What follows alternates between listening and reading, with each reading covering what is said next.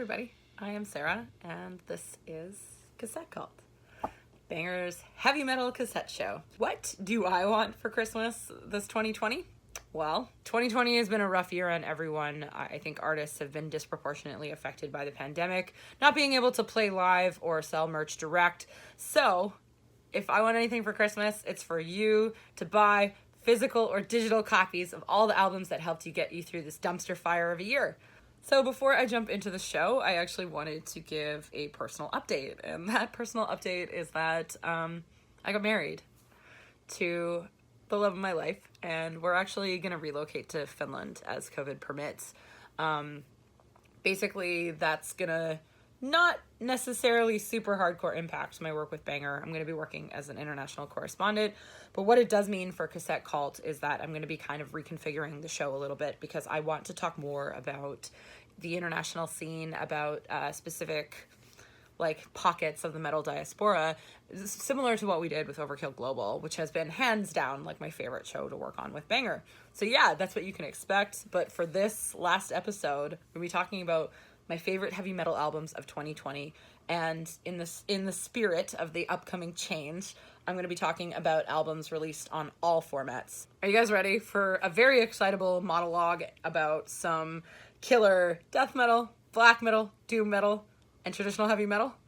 And also the name dropping of exactly 58 bands, 58 separate bands, give or take, to help contextualize this monologue. Let's go.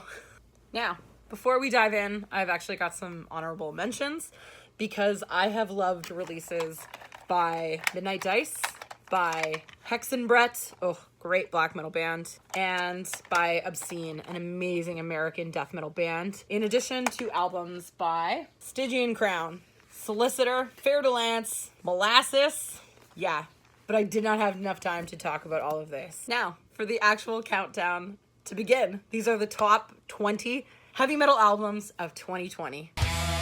Coming in at number 20 is the debut by Stormkeep. That record is called Galdron, and it is amazing melodic, synth-laden black metal featuring members of Blood Incantation and Wayfarer, and this release is incredible. Of course, it sold out on vinyl immediately, as anything remotely related to Blood Incantation does.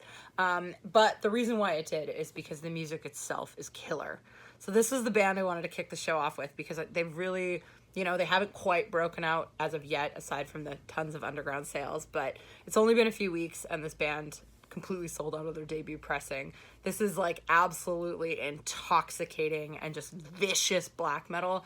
And the synth in the record really gives it this extra kind of dimension of being completely ominous and strange. Not only that, but the gothic and kind of surreal artwork that is done by Ian Miller, who is the artist who has worked with like Magic the Gathering and with Warhammer, and actually he worked on Ralph Bakshi's Wizards. It's the perfect fit. Let's listen to this.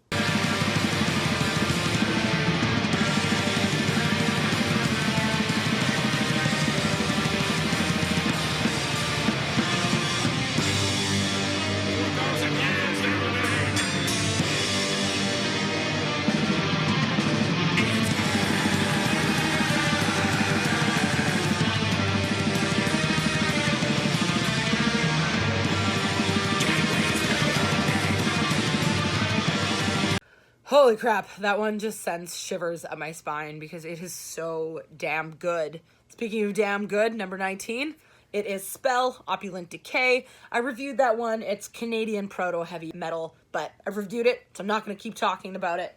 Number 18, also Canadian heavy metal, because Canadian metal, just obey. On your weak sounds, we will pray. It is the debut by Possessed Steel. This one is a progressive epic heavy metal band who released their long-anticipated debut via Temple of Mystery, which is a Quebec-based record label that rules. This is a concept album, and it has all of these deliciously weird twists and turns, and occasionally they diverge into like snarls, and then it sounds very Pink Floydian, and it's just very rewarding if you're patient and you're willing to like do a genre mishmash, which I really think you should be. Number 17, Head of the Demon, Deadly Black Doom. This one came out via Invictus Productions.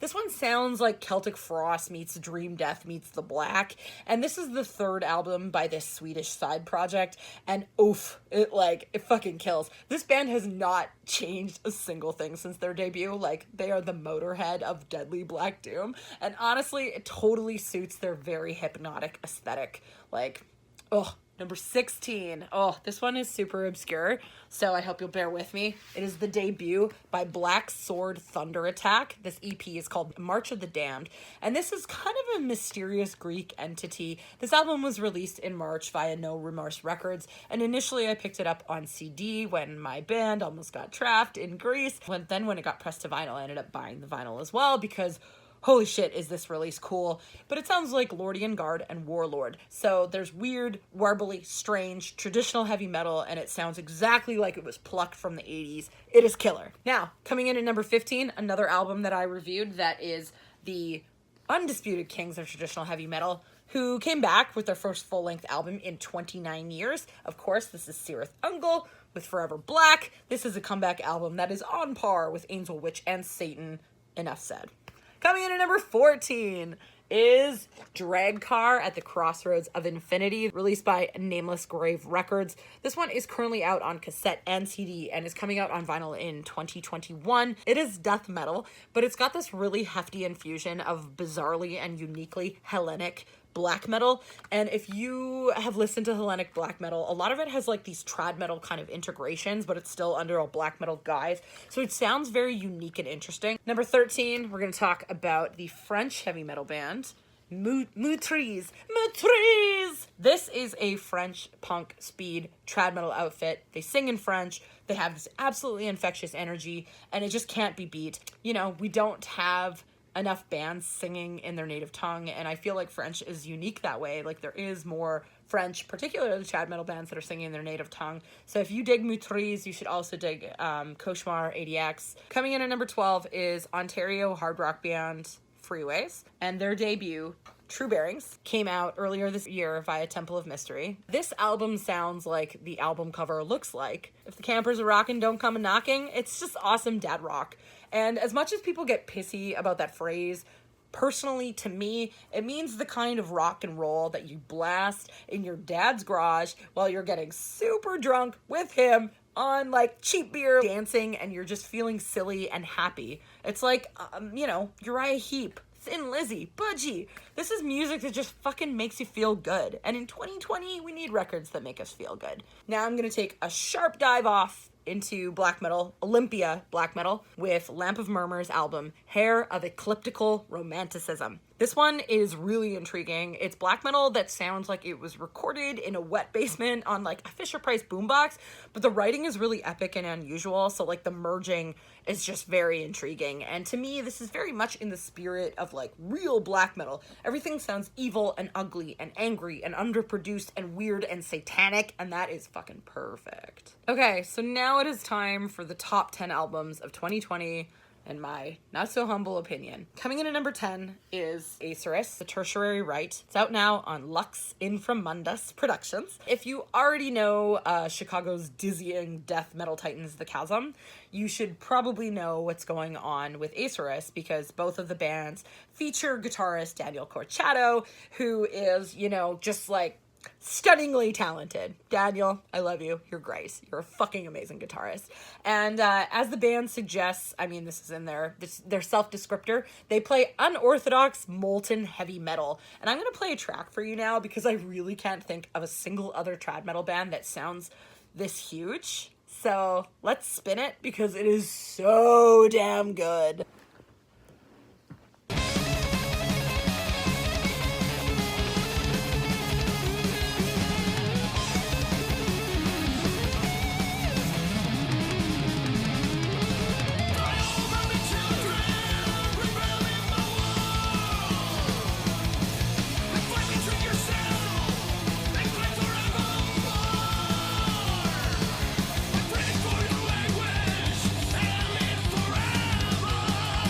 Okay, so holy crap, this song just makes me want to run around a mosh pit and scream. Oh, hello, cat. Okay, so number 9 is the third studio album by Swedish adventure rockers Hallis. This record is called Conundrum, and it's this incredibly beautiful, spacey, Hawkwind-esque adventure into outer space where the wizard from Uriah Heep and like David Bowie are doing a sexy, weird little dance and possibly like shooting spells at each other. The melodies on this one are absolutely sublime. So if you're familiar with Starwriter, which is their mega hit from their last album, you will find even more magic in it and mystery to unfold on Conundrum. This record is more mature than their last one, which broke them out.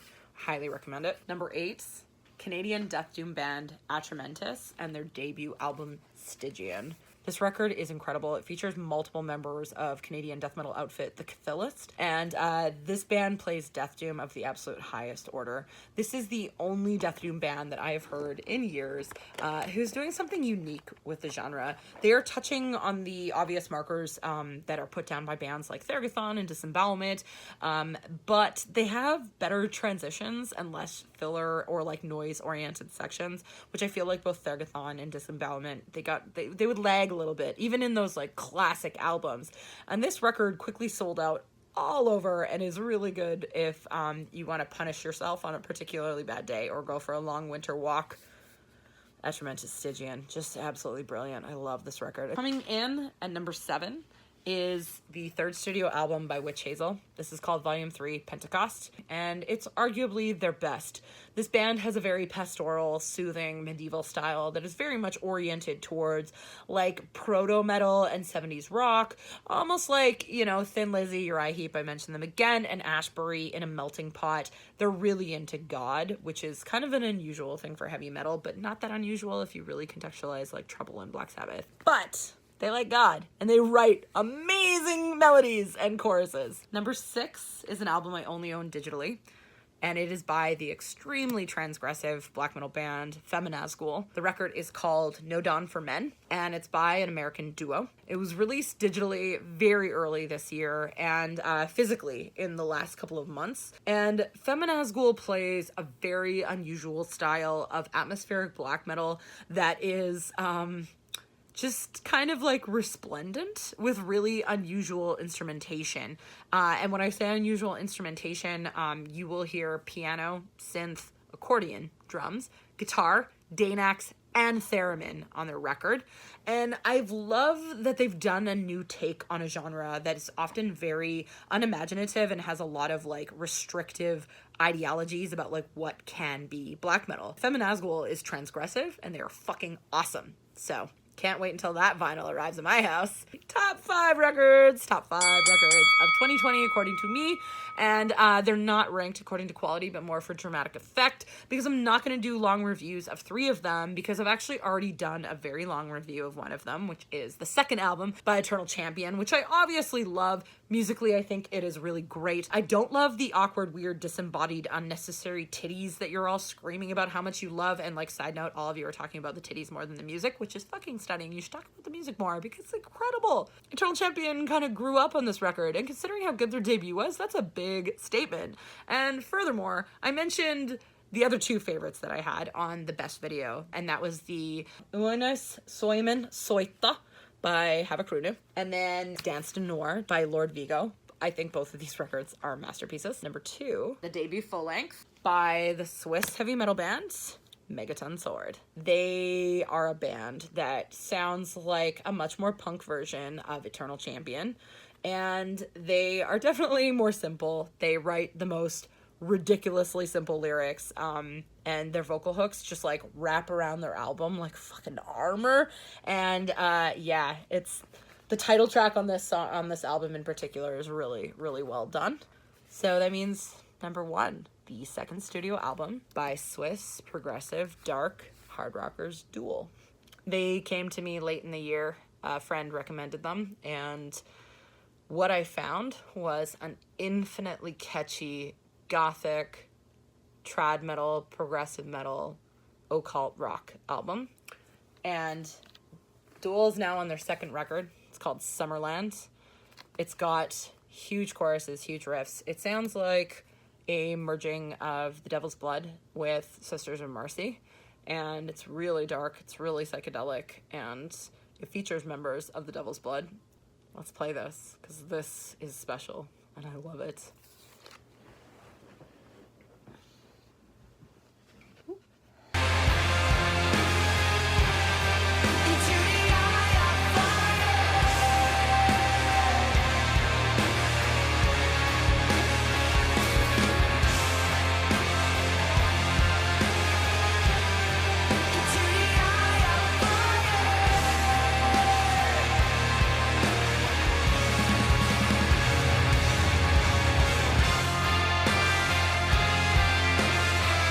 It.